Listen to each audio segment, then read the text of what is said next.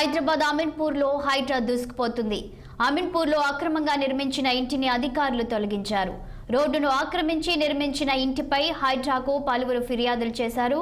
దీంతో రంగంలోకి దిగిన హైడ్రా అధికారులు భారీ యంత్రాలతో అక్రమ నిర్మాణాన్ని అధికారులు తొలగించారు.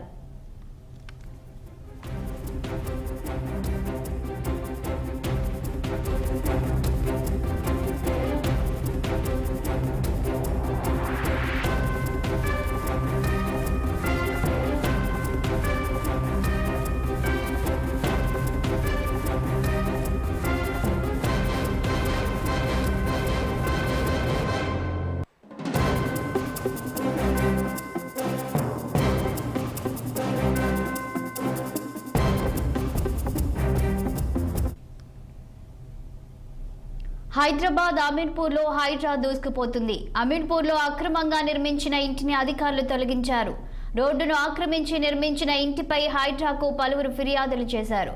దీంతో రంగంలోకి దిగిన హైడ్రా అధికారులు భారీ యంత్రాలతో అక్రమ నిర్మాణాన్ని అధికారులు తొలగించారు.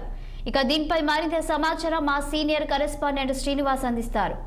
గుడ్ మార్నింగ్ శ్రీనివాస్, చెప్పండి. ఇక అమీన్పూర్లో అక్రమ నిర్మాణాన్ని ఇప్పటికే హైడ్రా అధికారులు కూల్చివేస్తున్నట్లు సమాచారం. మరి దీనికి సంబంధించి మీ వద్దున్న సమాచారం ఏంటి? చాలా రోజుల తర్వాత హైడ్రా మరొకసారి రంగంలోకి దిగింది.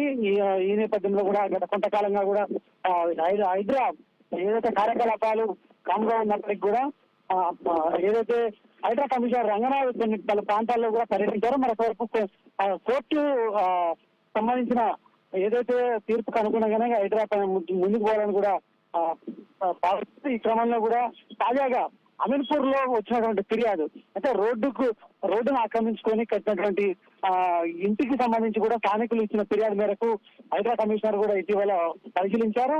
ఈ రోజు తాజాగా ఆ ఇంటి అక్రమ నిర్మాణాలని కూల్చివేస్తుందని చెప్పొచ్చు. అంటే గత హైడ్రాపై కూడా ఇటు ప్రతిపక్షాలు చేస్తున్నటువంటి విమర్శలు, అదేవిధంగా మరొక వైపు ఇటు కోర్టుకు సంబంధించిన కొందరు కోర్టుకు వెళ్ళిన నేపథ్యంలో కూడా తాజాగా కోర్టు కూడా ఏదైతే నిబంధనలకు లోబడే ఏదో హైడ్రా ముందుకు పోవాలని కూడా సూచించిన నేపథ్యంలో కూడా ఆ నిబంధనలకు ఏదైతే వ్యతిరేకంగా నిబంధనలు అతిక్రమించి కట్టినటువంటి నిర్మాణాలను కూల్చాలని కూడా హైడ్రా భావిస్తుంది.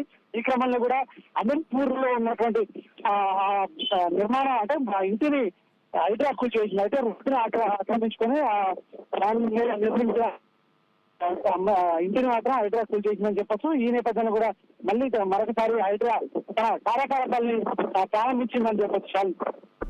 Okay, thank you Srinivas.